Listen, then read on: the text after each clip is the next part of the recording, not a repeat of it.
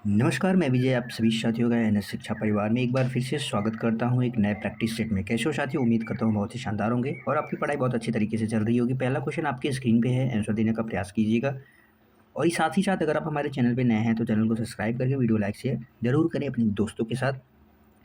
20 questions का शानदार practice set है। पहला क्वेश्चन है साथी, निशा। निशा का पर्यायवाची शब्द कौन सा है? निशा का पर्यायवाची शब्द कौन सा है? प्रभात है, रजनी है, दिनकर है, उषा है। फटाफट से बताएंगे क्वेश्चन नंबर 1 का राइट आंसर क्या होगा। निशा, निशा साथी किसको कहते हैं? रात को। रात का पर्यायवाची है निशा यानी रात। अन्य पर्यायवाची क्या कह सकते हैं? रात्रि। रात्रि किसको कहते हैं? निशा को कहते हैं। रजनी, रजनी भी रात का पर्यायवाची है। रजनी के साथ साथ रजनी, रजनी लिख लेंगे। यामिनी, यामिनी रात्रि हो गया, यामिनी हो गया। तमी हो गया साथी, तमी।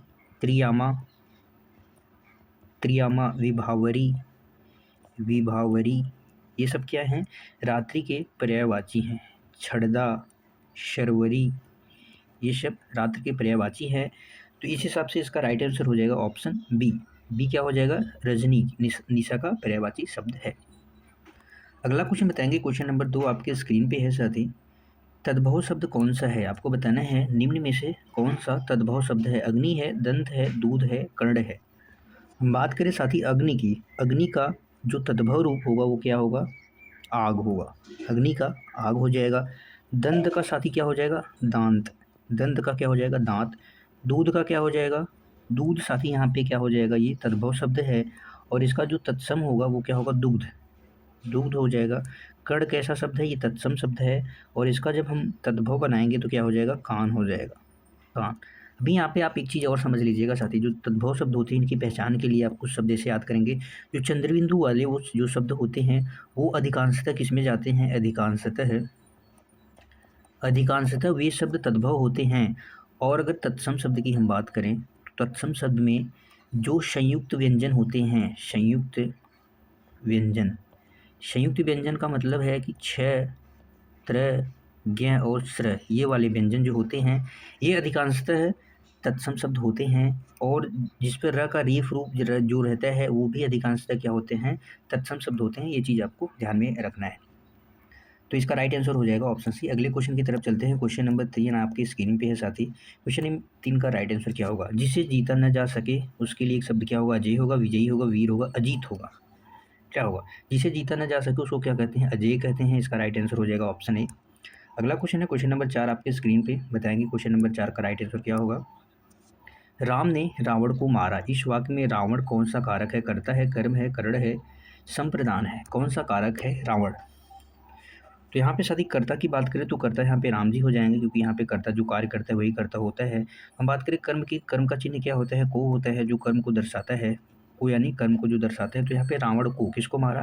रावण को। तो यहाँ पे कर्म कारक हो जाएगा। कौन सा कारक हो जाएगा? कर्म कारक हो जाएगा, याद रखेंगे। कारक के भेद पूछा जाए तो कितने होते हैं? कारक के भेद आप बताएंगे साथी। कारक के कुल 8 भेद होते हैं। अगले क्वेश्चन की तरफ चले। क्वेश्चन नंबर 5 आपके स्क्रीन पे है। सुंदर शब्द का आपको भाववाचक संज्ञा बताना है। सुंदर का क्या होगा? सुंदर शब्द का भाववाचक संज्ञा क्या होगा? सुंदरता होगा, सुंदरतम होगा, सुंदरी होगा, स्वरूपन होगा। क्या होगा? सुंदरपन होगा। तो सुंदर का क्या हो जाएगा साथी? सुंदरता। सुंदर का क्या हो जाएगा? सुंदरता। ऑप्शन क्या हो जाएगा? ऑप्शन ए करेक्ट हो जाएगा। अक्सर जो साथी जिसमें ता प्रत्यय जुड़ते हैं, आहट, आहट, ये वाले जो प्रत्यय होते हैं जिन शब्दों के अंत में जुड़े होते हैं वो अधिकांशतः क्या होते हैं? भाववाचक होती हैं संज्ञाएं। आप ये भी चीज़ ध्यान में रखेंगे। अगला क्वेश्चन, क्वेश्चन नंबर 6 आपके स्क्रीन पे है। बताएंगे क्या होगा क्वेश्चन नंबर 6 का राइट आंसर। क्वेश्चन नंबर 6 है साथी आपके स्क्रीन पे। बालक खेल रहा है। बालक खेल रहा है। इस वाक्य में क्रिया का कौन सा काल है? भूतकाल है, वर्तमान काल है, भविष्यत काल है, अपूर्ण भूतकाल है। भूतकाल साथी क्या होता है? कार्य बीते हुए समय को दर्शाता है। कार्य बीते हुए समय को जब दर्शाए तो वही भूतकाल होता है। क्या यहाँ पे कार्य बीता हुआ है? वाक्य के अंत में यहाँ पे था देखने को मिलेगा। था, थे, थी। था, थे, थी जरूर आपको वहाँ पे देखने को मिलेगा। भूतकाल में ऐसा होता है।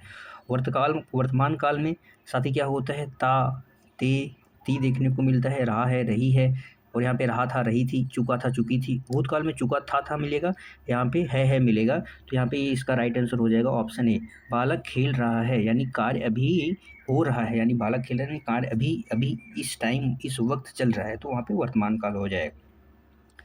और आने वाले समय का जो बोध कराए वही भविष्य काल होता है, जो आने वाले समय का बोध कराता है तो वही भविष्य काल होता है। और भूतकाल का एक भेद है क्या, अपूर्ण भूतकाल, उसका भेद है। अगला क्वेश्चन बताएंगे, क्वेश्चन नंबर 7 आपके स्क्रीन पे है। कर कमल में कौन सा समास है, आपको बताना है कि साथी कर कमल में कौन सा समास है। कर्मधारय, तत्पुरुष समास, द्वंद्व समास, बहुव्रीहि समास। यहाँ पे कर का अर्थ किससे है साथी, हाथ से है। कर का अर्थ किससे है, हाथ से है। तो कमल के समान जो हाथ हैं वहाँ पे क्या हो जाएगा, कमल के समान हाथ। अगर इसका हम समास विग्रह करेंगे तो क्या होगा, कमल कमल के समान हाथ। तो कमल के समान हाथ को बताया जा रहा है, तो यहाँ पे कौन सा हो जाएगा, ऑप्शन ए हो जाएगा, कर्मधारय समास है। क्योंकि कर्मधारय समास में एक पद साथी क्या होता है, विशेष। एक शब्द विशेषण और एक शब्द क्या होते हैं, विशेष होते हैं। एक पद क्या, विशेष और विशेषण होते हैं, और उनको तुलना किया जाता है, समान बताया जाता है, तो वहाँ पे कर्मधारय समास हो जाता है। समास के कुल भेद कितने होते हैं, 6 भेद होते हैं। बहुव्रीहि समास में अन्य पद प्रधान हो जाए तो वहाँ पे बहुव्रीहि समास होता है, जैसे पंचानन यानी जिसके 5 सिर हैं। द्वंद्व समास में दोनों पद प्रधान होती हैं, दोनों पद जहाँ पे प्रधान हो जाए वहाँ पे द्वंद्व समास होता है। अगला क्वेश्चन बताएंगे, क्वेश्चन नंबर 8 आपके स्क्रीन पर। इनमें से कौन सा शब्द साथी देशज है, आपको बताना है कि देशज शब्द कौन सा है। विद्यालय है, आदमी है, किताब है, लोटा है। तो जो हम आम तौर पे अपने भाषा अपने तौर पे जो हम शब्द प्रयोग करते हैं, देसी भाषा के जो शब्द होते हैं वही देशज कहलाते हैं। इसका राइट आंसर हो जाएगा ऑप्शन डी, लोहा, लोटा। लोटा क्या हो जाएगा साथी, देशज शब्द हो जाएगा। इसके साथ साथ पगड़ी, पगड़ी हो गया, ठुमरी हो गया, पगड़ी, ठुमरी, डिबिया, डिबिया, खटिया, मचिया, लोटा, ये सब क्या है साथी, देशज शब्द हैं जो देसी भाषा के आमतौर पर प्रयोग किए जाते हैं, याद रखेंगे। अगला क्वेश्चन, क्वेश्चन नंबर 9 आपके स्क्रीन पे है साथी। आपको बताना है महाभारत की रचयिता, बहुत आसान क्वेश्चन है, रचयिता से आ गया है। तो महाभारत की रचयिता कौन है, तो हम आपको इसका आंसर बता देते हैं। इसका राइट हो जाएगा, वेद व्यास जी इसकी रचयिता है। अगला क्वेश्चन, क्वेश्चन नंबर 10 आपके स्क्रीन पर है। मुहावरे लोकोक्ति से है, आपको बताना है इस लोकोक्ति का क्या अर्थ होगा। हाथ कंगन को आरसी क्या, इस लोकोक्ति का क्या अर्थ है। प्रमाण की आवश्यकता नहीं, हाथ में कंगन पहनना, आईना दिखाना, हाथ सजाना। तो क्या हो जाएगा इसका राइट आंसर, ऑप्शन ए हो जाएगा। हाथ कंगन को आरसी क्या, तो इसका अर्थ होता है कि प्रत्यक्ष को प्रमाण की आवश्यकता नहीं होती, यानी प्रमाण की आवश्यकता नहीं होती है। ऑप्शन ए करेक्ट हो जाएगा। अगला क्वेश्चन, क्वेश्चन नंबर 10-11 आपके स्क्रीन पे है। बताएंगे साथी क्या होगा इसका राइट आंसर। नर नारी में कौन सा समास है, द्विगु है, द्वंद्व है, बहुव्रीहि है, कर्मधारय समास है। नर नारी, नर यानी मनुष्य, नारी यानी महिला जाति। मनुष्य और महिला दोनों पद यहाँ पे साथी क्या है, दोनों पद प्रधान है। और जहाँ पे भी दोनों पद प्रधान हो जाए, दोनों पद क्या हो जाए, प्रधान हो जाए, वहाँ पे द्वंद्व समास होता है, द्वंद्व समास हो जाता है। जैसे माता पिता, हमने आपको बताया कि माता पिता हो जाएगा, नाना नानी, अन्न जल, दाल रोटी, दूध दही, ये सब क्या हो जाएंगे, द्वंद्व समास हो जाएंगे। और द्विगु समास में पहला पद साथी क्या होता है, पहला पद संख्यावाची होता है। पहला पद जहाँ संख्या हो जाए वहाँ पे द्विगु समास होता है। जैसे हमने कहा तिराहा, तिराहा, तिराहा में कौन सा समास हो जाएगा, द्विगु समास हो जाएगा। अठन्नी, 8 आनों का समूह, अठन्नी हो गया, चवन्नी हो गया, अठन्नी, चवन्नी, इस सब में कौन सा समास हो जाएगा, द्विगु समास हो जाएगा। बहुव्रीहि समास में अन्य पद प्रधान होता है। कर्मधारय समास विशेषण और विशेष की बात होती है। अगला क्वेश्चन, क्वेश्चन नंबर 12 आपकी स्क्रीन पे है। बताना है साथी क्या होगा क्वेश्चन नंबर 12 का राइट आंसर। प्रश्न में वाक्य में कौन सा भाग अशुद्ध है, आपको बताना है। राम ने कल मुझको एक किताब दिया, तो किस भाग में गलत है, अशुद्धि है, आपको बताना है। भाग ए है, ऑप्शन है राम ने, क्या इसमें गलती है, मुझको एक किताब दिया, कल दिया। बताएंगे किस भाग में अशुद्धि है, तो इसका राइट आंसर हो जाएगा साथी ऑप्शन सी। क्योंकि किताब साथी क्या है, किताब स्त्रीलिंग शब्द होता है। किताब कैसा शब्द होता है, स्त्रीलिंग शब्द है। तो उस हिसाब से जो क्रिया बदलेगी, यानी यहाँ पे हो जाएगा क्या, राम ने कल मुझको एक किताब दी, एक क्या दी, किताब दी। तो किताब दी होता तो यहाँ पे क्या होता, करेक्ट हो जाता। अगला क्वेश्चन, क्वेश्चन नंबर 13 आपके स्क्रीन पे है। बताएंगे क्या होगा इसका राइट आंसर। क्वेश्चन नंबर 13 है साथी, जो कभी न मरे, जो कभी न मरे, उसके लिए एक शब्द आपको बताना है। अमर होता है, अमरत होता है, अमरता, अमरक, क्या होता है। तो सही जो शब्द होगा वो साथी क्या हो जाएगा, ऑप्शन ए हो जाएगा अमर। जो कभी न मरे वो क्या हो जाता है, वो उसको अमर हम कहते हैं, जो कभी नहीं मरता है। अगला क्वेश्चन नंबर 14 आपके स्क्रीन पे है, साथ ही बताएंगे क्वेश्चन नंबर 14 का राइट आंसर क्या होगा।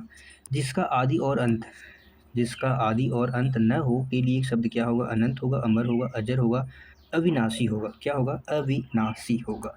तो इसका राइट आंसर जो हो जाएगा वो क्या हो जाएगा? अनंत हो जाएगा। अभी हमने आपको बताया अमर। अमर आपको अभी हमने बताया कि जो मर नहीं सकता है, जो अमर है, जो मर नहीं सकता है। अभी हमने आपको पिछले क्वेश्चन में बताया। और अजर भी साथी उसी को कहते हैं, अजर। अमर जो कभी न मरे उसको क्या कहते हैं? अमर। अभी हमने आपको बताया अमर जो कभी न मरे। अजर भी उसको कहते हैं, अजर है, अमर है। अविनाशी यानी जिसका कोई विनाश न हो। अविनाशी आप कह सकते हैं जिसका नाश न हो। ठीक है, अगला क्वेश्चन चलते हैं क्वेश्चन नंबर 15 की तरफ, बताएंगे क्या होगा क्वेश्चन नंबर 15 का राइट आंसर। साथी क्वेश्चन है पुस्तकालय। पुस्तकालय शब्द में कौन सा प्रत्यय है? आलय है, पुस्तक है, लय है, पुस्तकालय है, बताएंगे। तो जब इसका हम अलग अलग करेंगे शब्दों को, तो एक शब्द बनता है, एक शब्द होता है पुस्तक में आलय। पुस्तक आलय यानी पुस्तक के लिए जो आलय होता है, घर होता है, उसको आलय कहते हैं। इसका राइट आंसर हो जाएगा ऑप्शन ए आलय। आलय को अर्थ होता है घर। तो यहाँ पे आलय का प्रत्यय जुड़ा है, पुस्तक में आलय प्रत्यय जुड़ेंगे तो पुस्तकालय शब्द का निर्माण हो जाएगा। अगला क्वेश्चन नंबर 16 आपके स्क्रीन पे है, बताएंगे क्या होगा इसका राइट आंसर। अत्यंत का सही संधि विच्छेद है। अत्यंत का सही संधि विच्छेद कौन सा है? अति प्लस अंत, अति प्लस यंत, अत प्लस यंत, अति प्लस अंत है, बताएंगे। साथ ही आप इसका कमेंट में बताएंगे कि इसमें कौन सी संधि है। इसमें आप बताएंगे साथ ही इसमें कौन सी संधि है। और इसका जो संधि विच्छेद हो जाएगा वो क्या हो जाएगा? अति प्लस अंत, अति धन अंत। ऑप्शन ए क्या हो जाएगा इसका? करेक्ट हो जाएगा, अत्यंत में अति प्लस अंत। अगला क्वेश्चन है क्वेश्चन नंबर 17 आपके स्क्रीन पर। लोहे के चने चबाना मुहावरे का क्या सही अर्थ है? लोहे के चने चबाना मुहावरे का अर्थ क्या है? कठिन कार्य करना, भोजन करना, झगड़ा करना, रोना। तो लोहे के चने चबाने का अर्थ हो जाएगा कि आप कठिन कार्य कर रहे हैं। क्या कर रहे हैं? कठिन कार्य कर रहे हैं। ऑप्शन ए करेक्ट हो जाएगा। अगला क्वेश्चन नंबर 18, अनुशासन शब्द में कौन सा उपसर्ग है? आपको बताना है, आपके सामने है। अनुशासन शब्द में कौन सा उपसर्ग है? अनु है, शासन है, अन है, अनु है। जब इसका हम संधि विच्छेद करेंगे तो क्या होगा साथी? अनु होता है एक शब्द और एक होता है शासन। शासन में अनु उपसर्ग से जुड़ा है तो ये अनुशासन बन गया है। तो इसका राइट आंसर हो जाएगा ऑप्शन है अनु। अगला क्वेश्चन नंबर 19 आपके स्क्रीन पे, बताएंगे फटाक से क्या होगा इसका राइट आंसर। घर का भेदी लंका ढाए का अर्थ क्या है? घर का व्यक्ति नुकसान करे, घर में झगड़ा हो, घर पर टूट, घर छोटा हो। तो क्या होगा? घर का भेदी लंका ढाए, मतलब घर का व्यक्ति ही नुकसान करे तो उसको कहते हैं घर का भेदी, अपने घर का ही भेदी लंका ढाए। अगला क्वेश्चन नंबर 20, आज का आखिरी क्वेश्चन आपके स्क्रीन पे साथी, बताएंगे क्वेश्चन नंबर 20 का राइट आंसर क्या होगा। कमल शब्द का पर्यायवाची शब्द है पंकज है, जलज है, नीरज है, या उपयुक्त में से सभी? उपयुक्त में से सभी। कमल के पर्यायवाची शब्द को पंकज भी कहते हैं, जलज भी कहते हैं, नीरज भी कहते हैं, राजीव कहते हैं, राजीव अरविंद कहते हैं। तो इसका राइट आंसर हो जाएगा ऑप्शन डी, उपयुक्त सभी क्या है? कमल शब्द के पर्यायवाची हैं। ठीक है, याद रखेंगे। आज के लिए साथी बस इतना ही था। बताएंगे आज सभी साथियों को क्लास कैसी लगी है। हमारा टेलीग्राम चैनल है, आप QR को स्कैन करके हमारा टेलीग्राम ज्वाइन कर सकते हैं। अगर आपको वीडियो पसंद आया है तो चैनल को सब्सक्राइब करके वीडियो लाइक, कमेंट और शेयर करें अपने जरूर दोस्तों के साथ। कल फिर मिलेंगे एक शानदार प्रैक्टिस सेट के साथ। तब तक के लिए बाय बाय साथी। Thank you so much. खुश रहिए, मस्त रहिए, पढ़ते रहिए। जय हिंद साथियों।